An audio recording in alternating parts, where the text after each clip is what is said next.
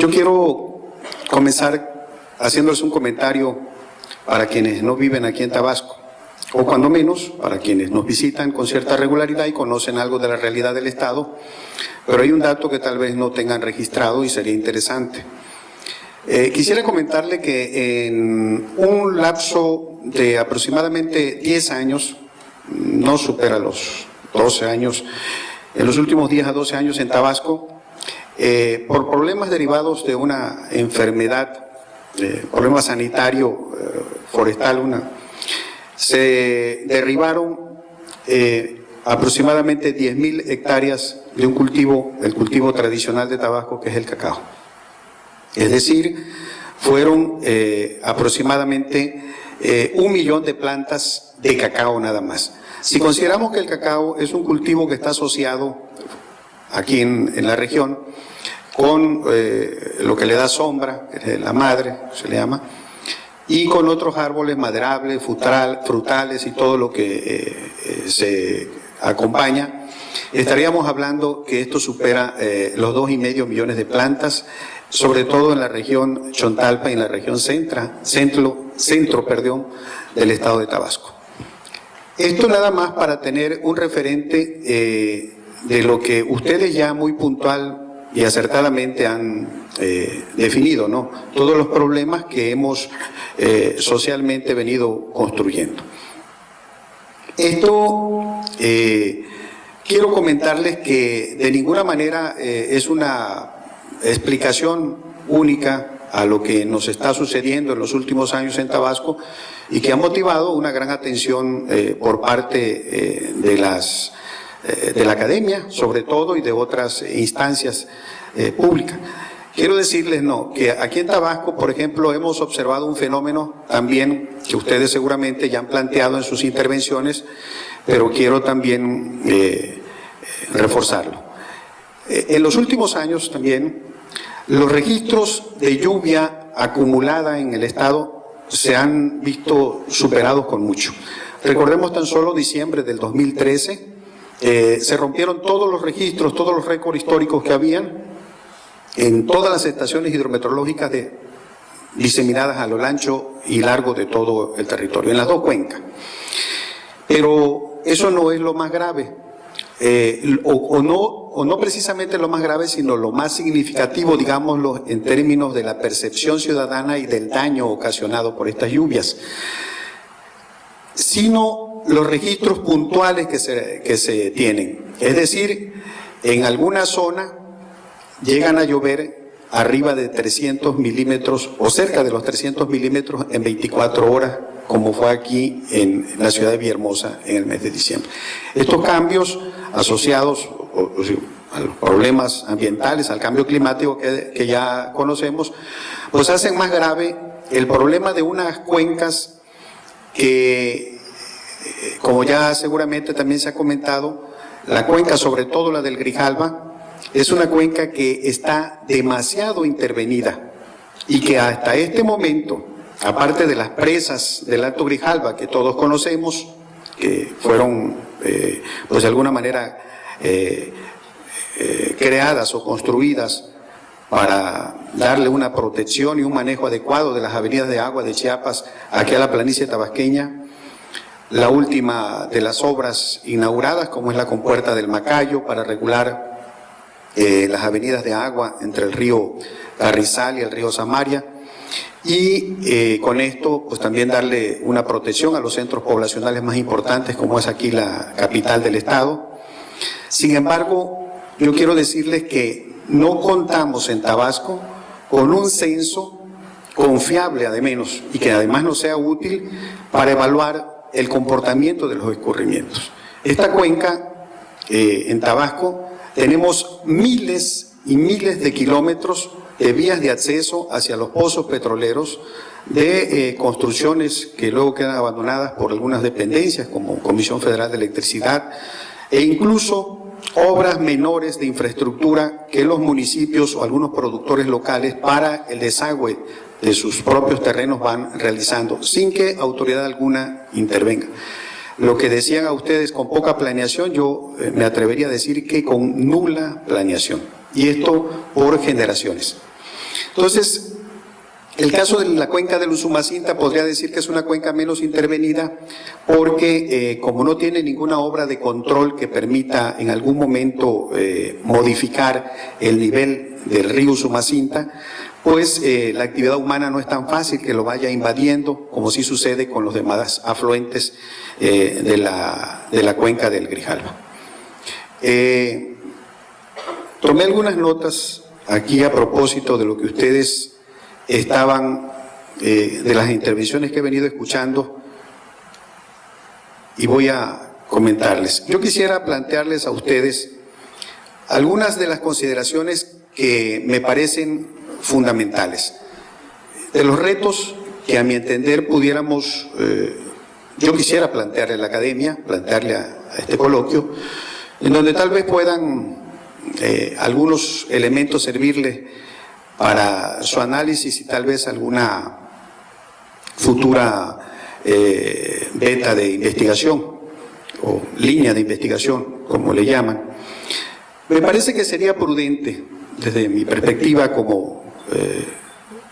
en algunos casos tomador de decisiones, a veces solamente ejecutor, que este ejercicio que ahora se está dando aquí, en este coloquio, ser una respetuosa invitación para que inventemos una nueva manera de interactuar entre la academia, que tiene una gran responsabilidad social, entre el sector público, el sector social y el sector privado. Es decir, cada vez a la hora de la planeación hay que tener más elementos técnicos científicos para la toma de decisiones y no hacerlo porque luego se contamina con consideraciones de carácter político o de otra naturaleza que lamentablemente dan al traste con una planeación adecuada. Entonces es un comentario ahí al vuelo. Pero de lo que nosotros estamos haciendo en la actualidad, en la Coordinación de Protección Civil del Estado de Tabasco, podría decirle, hemos hasta este momento podido identificar, derivado también de la, digamos, de la ventaja del tabasqueñismo, de vivir y de haber nacido aquí y haber tenido la oportunidad de crecer en la cultura del agua. Creo que los tabasqueños en las últimas décadas, las últimas 2 generaciones, han perdido una riqueza inmensa que nuestros antepasados nos fueron legando a lo largo de los años, y es la cultura de la prevención, la cultura de la convivencia con el agua. Vivíamos cerca de los ríos, vivíamos cerca de los cuerpos de agua, pero los respetábamos. Hoy día podría decirle que en varios municipios del estado de Tabasco, el río seco, conocido así por razones históricas, pero no porque esté seco,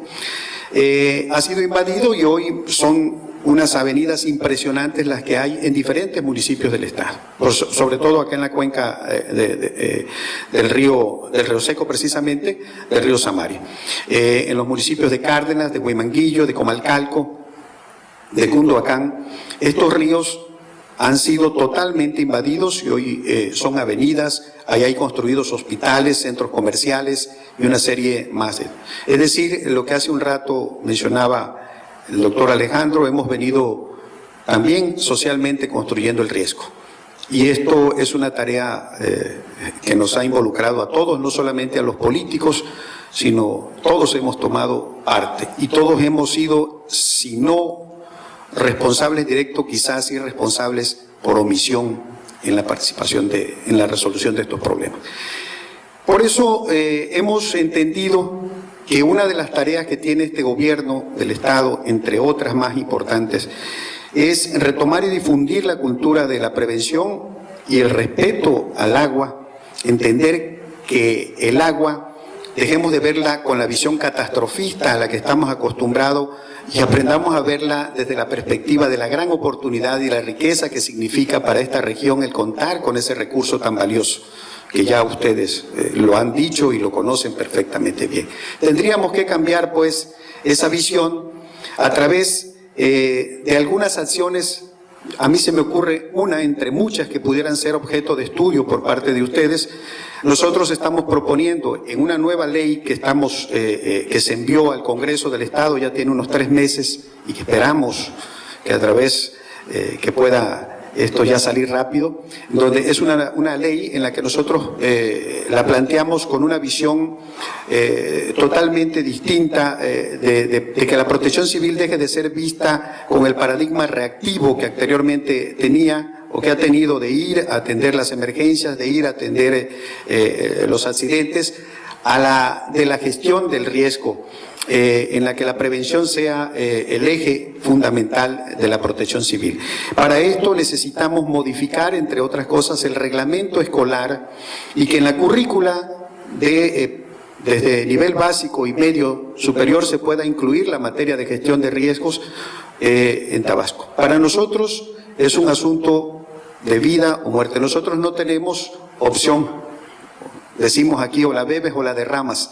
En Tabasco lo que está pasando, y como decía el doctor, la fotografía que viene a lo mejor no es la que quisiéramos ver. Entonces necesitamos acciones ya. Les decía, otra cuestión que yo quisiera plantearla de la manera más tersa posible, sin que se vaya a interpretar mal a la academia. Yo he tenido la oportunidad de tener acercamientos buscándolos en el ánimo de que quienes tenemos alguna responsabilidad pública nos vayamos apropiando de todos los elementos técnicos científicos que ustedes van generando para, a la hora de construir nuestras políticas públicas, tengamos los mejores elementos. Para eso nos hemos acercado a la Universidad Juárez Autónoma de Tabasco, con la que tenemos convenio de colaboración, con todos los institutos tecnológicos superiores del Estado, con el Colegio de Posgraduados, con el Colegio de la Frontera Sur, con el mismo Instituto de Cambio Climático. Y yo les quiero decir algo que me parece fundamental. Entiendo que en Tabasco hay investigadores como los que ustedes vienen, realmente con un currículum y con una calidad de trabajo envidiable. Lamentablemente, la transferencia de ese conocimiento, si lo dejamos en el disco duro de la máquina o solamente nos circunscribimos a espacios así, lo digo respetuosamente, porque no corresponde ni siquiera a ustedes, esta tarea no es exclusiva de ustedes, de la academia, no da resultados. Yo sigo viendo en el campo que se siguen utilizando procedimientos de roza y quema, procedimientos arcaicos para el cultivo.